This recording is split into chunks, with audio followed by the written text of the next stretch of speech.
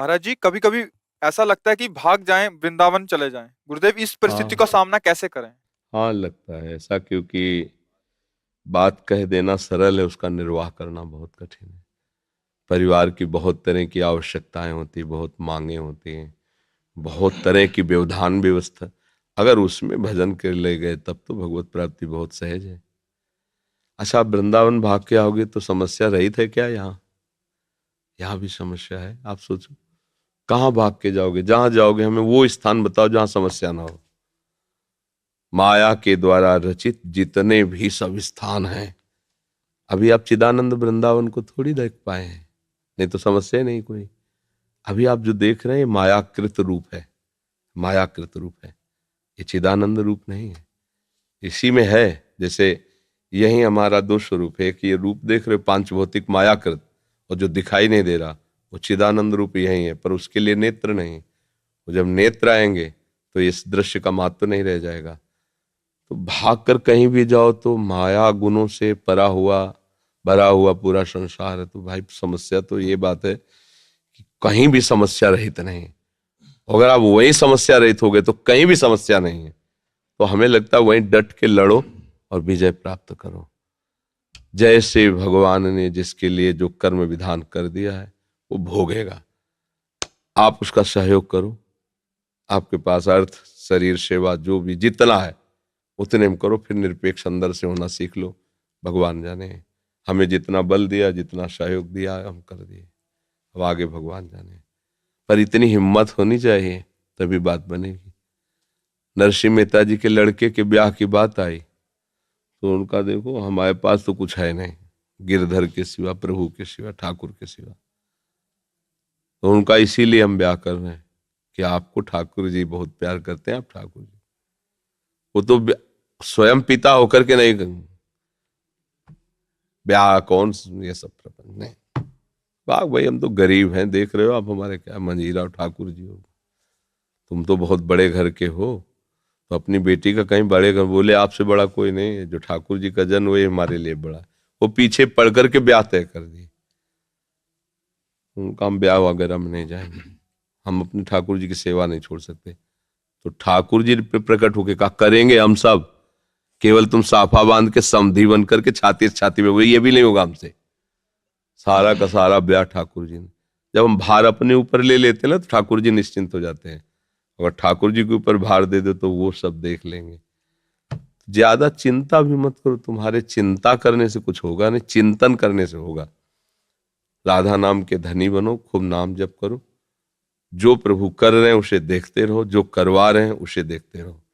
ये माया प्रपंच है, इसको इसी तरह से जीत सकते हो।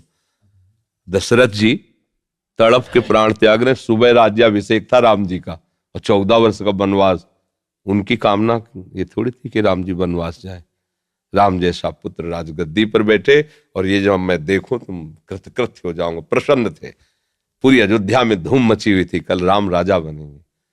और कल की जो सुबह आई वो ऐसी घोर प्रातःकालीन बेला हुई कि सांप के प्राण निकल रहे थे कि भगवान श्री राम 14 वर्ष के लिए विशेष उदासी भेष में, जो आज पालकी पे 4 कदम चलते हैं, राजकुमार हैं दशरथ जी, चक्रवर्ती सम्राट, वो नंगे पैर बनवास। सोचो, जिनकी मां है कौशल्या जी, उनका सुहाग उतर रहा है, वैधव्य को प्राप्त हो रहे हैं। भाई यहां सृष्टि का क्रम ही ऐसा है। तो नाम जप करते रहो, जैसा हो रहा है उसे देखते रहो, जितना वो संभलवा रहे संभालते रहो, प्रभु के भरोसे रहो। तो हमें लगता है फिर आप निकल सकते हो। नहीं तो प्रायः ये ऐसा झंझट है माया का कि बड़े बड़ों को फंसा करके भगवत विस्मरण करा ही देता है। भगवत विस्मरण करा देता है। इसीलिए गोपीजनों की महिमा है कि सब परिवार में रहते हुए भी एक क्षण के लिए भी श्री कृष्ण चिंतन नहीं छोड़ा। वैसे ही सेवा करती थी जैसे एक सदगृहिणी करती है। तभी परमहंस सुखदेव जी, उद्धव आदि ज्ञानी उनकी चरण धूलि माथे कि गृहस्थी में रहकर परिवार की सेवा करते हुए श्री कृष्ण प्रेम में मतवाला हो जाना, ये बड़ी दुर्लभ बात है। तो भागने की जरूरत नहीं, जहां हो वहीं हर समय नाम जपना और ये विचार रखना कि होगा वही जो प्रभु जी चाहते हैं। आप प्रयास कर रहे हो, ठीक है। अगर वो भूखा रखना चाहते हैं तो आप राजी रहो, जोई जोई प्यारो करे सोई में। आज प्रभु भूखे रखें, बड़ा मंगल है। आप चाहते हैं कि ऐसा हो जाए, ऐसा नहीं हो रहा, तो हाँ जैसा आप चाहते हो वैसा हो जाए प्रभु, ये बात तो अंदर रखनी पड़ेगी, तभी भक्त होगे, तभी आप माया पर विजय प्राप्त। ऐसा होना ही चाहिए। किसी का नहीं चला इस सृष्टि में, किसी का नहीं चला, सबकी सबकी कामनाएं पूर्ण नहीं हुई है। लाडले लालजू प्रकट हो रहे हैं, अभी प्रकट हो रहे हैं, अभी नंदाले भेज रहे हैं। देवकी मैया अपनी गोद में ढंग से खिला भी नहीं सकी। जिनको ये सौभाग्य मिला, नौ किशोर ठाकुर जी ऐसे जाग छोड़ के जा रहे हैं जैसे पहचानते भी नहीं। मैया तड़प तड़प करके वहां रो रहे। आप मथुरा आ गए, मथुरा से द्वारिका, ये क्या है? भगवान ये दिखा रहे हैं कि सृष्टि का क्रम ऐसा है, कभी विजय है तो कभी हार है, कभी सुख है तो कभी दुख है, कभी लाभ है तो कभी हानि, ये चलता ही रहेगा। धैर्यपूर्वक भजन करो। विमल जी, आपके चरणों में दंडवत प्रणाम। महाराज जी, आपकी कृपा से कुछ साल से आपका सत्संग सुन रहा हूँ। आपकी बहुत कृपा हुई, आपकी कृपा से कई बार कुछ समय नाम चलता है, फिर महाराज जी किसी कुसंग या अप्रिय घटना से गुस्सा और कामना वासना प्रचंड रूप से हावी हो जाती है और सब छूट जाता है। महाराज जी, इस स्थिति में हम कैसे फिर से वापस अपने आप को लेके आए? भाई छोड़ते आप ही हो, पकड़ते आप ही हो, तो अगर आप नहीं पकड़ोगे तो फिर आज का सत्संग अगर सुना हो तो उसमें था कि कोई भी संत महात्मा या स्वयं भगवान, आपको स्वीकृति करनी होगी, अपना कल्याण आपको करना होगा। भगवान सामने अर्जुन से कह रहे हैं अपना उद्धार आपको करना होगा। हम उपाय बता देते हैं, हम तुम्हें वो सामर्थ्य देंगे, वो तुम्हें विचार देंगे, पर चलना आपको होगा। ऐसे ही जैसे श्राप है किसी को जाओ, तो प्राकृतिक शरीर का ही दंड है, वरदान है तो प्रकृति का है, लेकिन ये चिदानंद भाव में भगवत प्राप्ति, भगवत भजन, ये आपको स्वीकार करना होगा। अगर आप नहीं करोगे तो ये कोई भूल जाए कि कोई महात्मा आशीर्वाद दे देगा। ये हम तुमको अंदर की बात बता रहे हैं, हृदय की। किसी के आशीर्वाद से किसी का भजन नहीं होता, किसी के आशीर्वाद से किसी को भगवत प्राप्ति नहीं होती। हाँ, यही आशीर्वाद है, जब आप सत्संग सुनते हो, उन पर श्रद्धा करते हो, उनकी बात मानते हो, तो फिर आप में वो योग्यता आ जाएगी, आप चल पड़ोगे। आप न स्वीकार करो तो कोई आपका कल्याण नहीं कर सकता। भगवान भी अवतरित हुए हैं, बड़े बड़े महापुरुष हुए हैं, जीव तो अविनाशी है, उस समय भी हम रहे होंगे, पर हमारा कल्याण नहीं हुआ। अगर आप अब भी नहीं चाहोगे तो अब भी कल्याण नहीं होगा। किस पर गुस्सा करोगे? किस बात पर गुस्सा? अपने मन पर गुस्सा करो, जो भोगों में फंसा रहा है, जो शरीर को निर्बल कर रहा है, उस गुस्सा को तुम काहे आदर दे रहे हो? क्रोध को आदर दोगे, विषयों के भोगों की आदर प्रवृत्ति करोगे, तो फिर भजन कैसे होगा? भजन तो नाम का आदर करो तब होगा। तो यहां से जाना है, किस पर गुस्सा करोगे? जो ले जाने के लिए तैयार बैठा उसे तुम्हें दिखाई नहीं दे रहा, काल सिर पर मंडरा रहा है, किसी भी समय प्रहार कर देगा, कोई भी रूप रख सकता है। ऐसे जरा सा भूकंप आता है, हजारों लोग मर जाते हैं, सुनामी आती, लाखों लोगों के सब मकान सहित, बाल बच्चे सहित, धन संपत्ति सब नाश हो जाता है। कितने दिन का जीवन? 4 दिन का छोटा सा जीवन।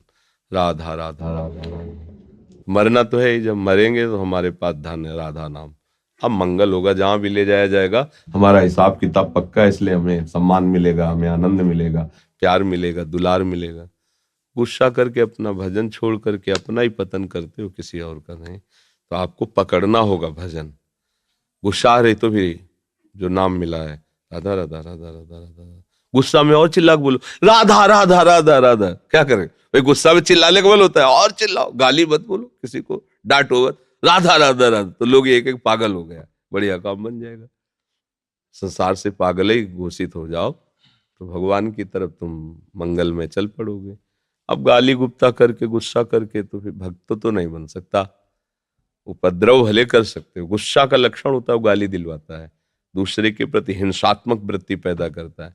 आपको जब गुस्सा आए तो जोर जोर से बोलो जय जय श्री राधे, जय जय श्री राधे, हवा हो जाएगा गुस्सा, गुस्सा टिक ही नहीं सकता है। तो राधा राधा जपो भाई, अच्छा सात्विक भोजन करो, अच्छा बर्ताव करो, तो भजन टिकने लगेगा। अब गंदी बातें करो, गंदा चिंतन करो, गंदी क्रियाएं करो, तो भजन कैसे टिक पाएगा? ये तो निर्मल हृदय में आए, पवित्र हृदय में जागृत होता है। तो आप बोल भी नहीं सकते, अगर और ज्यादा बिगड़ गया तो फिर आगे आप नाम जप भी नहीं सकते, मन लगेगा ही नहीं, मन ही नहीं कहेगा कि नाम जप करें। अभी तो पवित्रता बढ़ रही तो संतों के पास आ रहे हो, है सब बेकार नाटक है यार, ऐसा मन तुम्हें सलाह देने लगेगा। ठीक से चलो।